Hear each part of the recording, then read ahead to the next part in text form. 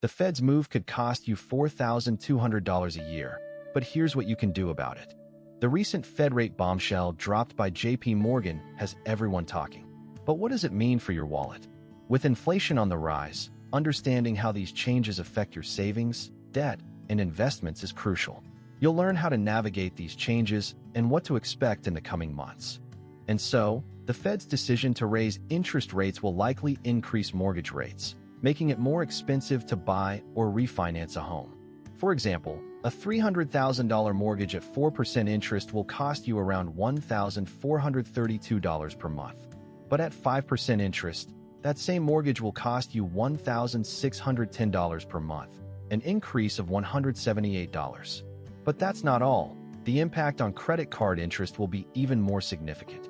With an average credit card balance of $4,293, a 1% increase in interest rates could cost you an additional $43 per year. And if you have a variable rate loan, such as a home equity line of credit, you could see your interest rate increase by as much as 2%, costing you hundreds of dollars per year.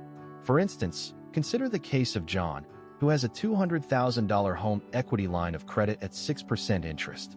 If interest rates rise to 8%, his monthly payment could increase by $100. So, what can you do to protect yourself? Consider refinancing your mortgage to a fixed-rate loan and pay off your credit card balance as soon as possible. But the part that surprised me most is what this does to your investments. That's next. But the impact on your investments is where things get really interesting. And we're about to dive into a real-life example of how one investor lost thousands due to rising interest rates. We'll also explore how you can avoid similar pitfalls and come out ahead in the next section, where we'll reveal a surprising strategy used by savvy investors to protect their portfolios. But the real surprise is how the Fed's decision will affect your investments. With interest rates rising, the value of bonds will decrease, potentially costing you thousands of dollars. For example, a $10,000 investment in a 10-year bond with a 4% interest rate could lose up to $1,000 in value if interest rates rise to 5%. And if you have a portfolio of stocks, you could see the value of your investments decrease as well. But there is a silver lining. Some investments, such as real estate investment trusts, REITs, may actually benefit from rising interest rates. Back in 2008, during the financial crisis, REITs were one of the few bright spots in the market, with some REITs even seeing gains while the rest of the market plummeted. For instance, the Vanguard Real Estate ETF saw a 10% increase in value during the 2008 crisis. So, what can you do to protect your investments? Consider diversifying your portfolio to include a mix of stocks, bonds, and other investments, such as REITs. And if you're looking to invest in a new stock, consider one that will benefit from rising interest rates, such as a bank or financial institution. Additionally, be aware of the potential for inflation to eat away at your investment returns, and consider investing in assets that historically perform well in inflationary environments, such as precious metals or inflation-indexed bonds. But the part that surprised me most is what this does to your 401k. That's next.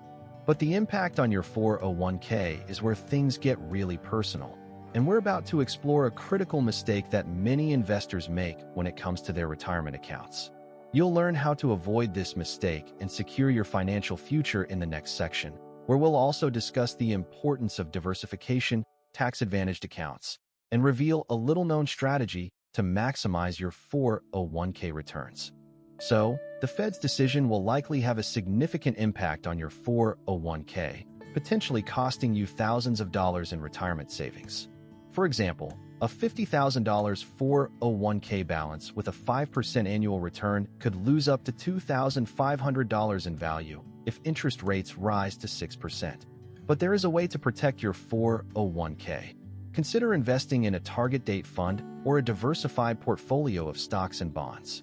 Historically, target date funds have performed well in rising interest rate environments, as they automatically adjust their asset allocation to minimize risk.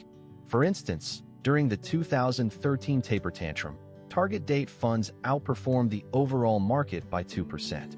And if you're looking to contribute to your 401k, consider increasing your contributions to take advantage of any potential market downturns. Additionally, be aware of the potential for inflation to reduce the purchasing power of your retirement savings, and consider investing in assets that historically perform well in inflationary environments, such as Treasury inflation-protected securities, TIPS. But the real question is, what's the best way to respond to these changes? That's what we'll cover in the next section, where we'll discuss the importance of staying informed and adapting to changing economic conditions. Back in 2015, when interest rates rose, many investors who had diversified portfolios and stayed the course were able to recover their losses and even see gains. And so, the best way to respond to the Fed's decision is to take a proactive approach to your finances. Consider refinancing your mortgage, paying off your credit card balance, and diversifying your investments. For example, a $10,000 investment in a high-yield savings account could earn you an additional $100 in interest per year if interest rates rise to 5%.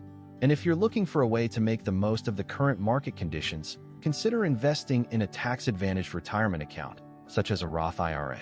But the real key is to stay informed and adapt to the changing economic conditions. With the right strategy and a bit of planning, you can navigate these changes and come out ahead. For instance, during the 2020 market downturn, many investors who had diversified portfolios and stayed the course were able to recover their losses and even see gains. So, take control of your finances today by educating yourself on the impact of interest rates and inflation on your wallet, and consider consulting a financial advisor to get personalized advice tailored to your situation. But remember, this is for education, not financial advice. Talk to a fiduciary for your specific situation. Additionally, consider automating your savings and investments to ensure consistency and minimize emotional decision-making. In conclusion, the Fed's decision to raise interest rates will have a significant impact on your wallet, but with the right strategy, you can navigate these changes and come out ahead. To recap, we've covered the impact on mortgage rates, investments, and your 401k, and discussed the importance of diversification, tax-advantaged accounts, and staying informed. Now, take the first step towards securing your financial future by implementing the strategies we've discussed, and consider sharing this video with someone who may be impacted by the Fed's decision. If this changed how you think about the Fed's decision, hit subscribe. I break down one of these every week. Take a concrete action today by downloading our free guide to navigating interest rate changes, and join the conversation in the comments below to discuss your thoughts and questions.